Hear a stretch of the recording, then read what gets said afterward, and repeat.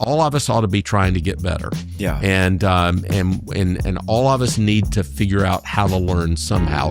Doctors are expected to do it. Accountants are expected to do it. Counselors are expected to do it. Attorneys are expected to do it. Teachers are expected to do it. Pastors ought to do it. And we're going to be talking about continuing education for pastors, both informally and formally. Lig, I can just say as someone who went to seminary, has a seminary degree, and is now in the grind of everyday ministry, it can be easy to just start to coast and only kind of feed on past learning rather than carving out time to continue challenging myself intellectually, reading theological books, staying abreast of current trends. It's difficult with the demands of pastoral ministry. So let's just talk first about informal ways for pastors to stay sharp.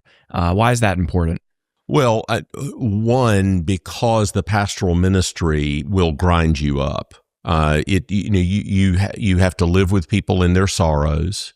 You have to see some really hard things, and then you can be faithfully ministering, and you can face some real challenges, relational challenges, political challenges in your own congregation.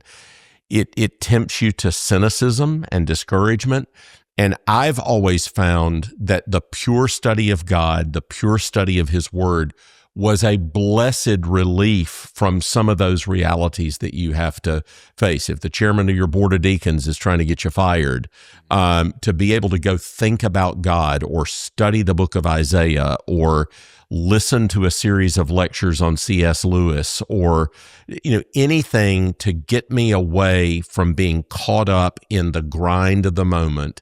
Remember my first love. Remember that I got into this because I loved God. He saved me. I wanted to tell other people about Him.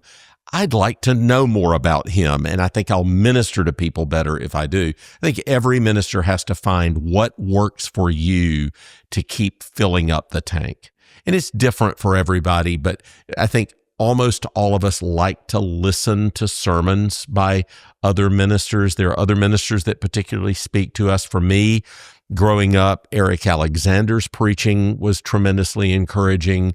Sinclair Ferguson's preaching was tremendously encouraging. I just have a variety of ministers that I listen to that edify me and can build me up so that I can then pour myself into the congregation. But all of us need to find a way. How are we going to continue to grow in our knowledge of the Lord? How are we going to need to grow in our knowledge of Scripture? We never know our Bibles well enough. I mean, I cannot tell you how many times I've thought, I've been studying the Bible for 45 years professionally. Why don't I know the Bible better than I know it? And it makes me want to go study things when I have that feeling when I'm working through a passage. Or, you've preached through a Bible book before and you're listening to somebody else preach on the passage and you go, how did I miss that? I preached through that Bible book. That brother just brought out something that was plain as the nose on my face and I missed it. I'm forever doing that. I'll hear a sermon, I'll be edified by it. I'll go back and wonder what I did with that passage. And I'll go back and I'll look and I'll go, how did I miss that? Yeah. He was so right about that, and I totally missed that. I didn't say anything about that in the sermon. So all of us want to keep filling up the tank. We will be able to edify people better, but it'll also be good for our own souls. And it's different for everybody. Everybody doesn't have to go do a PhD or do some sort of formal track thing, but all of us ought to be trying to fill up the tank. Yeah, and I'm convinced this has to be a discipline, just like other things in life, such as exercise and healthy eating, even something as enjoyable as reading. For those of us who are pastors who are go-getters and we want to constantly be kind of doing more ministry, and sometimes even just, it can be responding to emails that's just taking up a lot of time. We have to carve out moments to not just be still in the presence of the Lord, but to be going deeper in sharpening our minds and edifying our hearts. My associate pastor, Kyle, is relatively new to the position, and I've told him that I want him spending 30 minutes a day on the clock reading some kind of Christian book or theological book.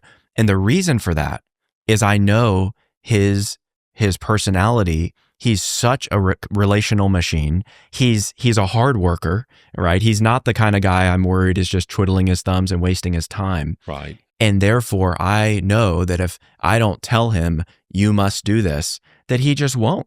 But that's actually a way that he is going to serve our congregation, is by filling up his tank, sharpening his mind, feeding his heart so that he can better minister to others. That's good. That's really good. And knowing a fellow pastor like that, that's a gift. He didn't know what a gift that is for you to know that about him. And all of us wish that we could be more like a guy like that, who loves the ministry, works hard at it, loves to be with people. Because I find myself, I do love the part of pulling back and reading a book on my own and having nobody bother me. So I have a special appreciation for pastors that just want to be out there on the front lines all the time. But you're right, they too need to have their tank filled up. And there's also something to be said for reading not just great theological minds, but good writers.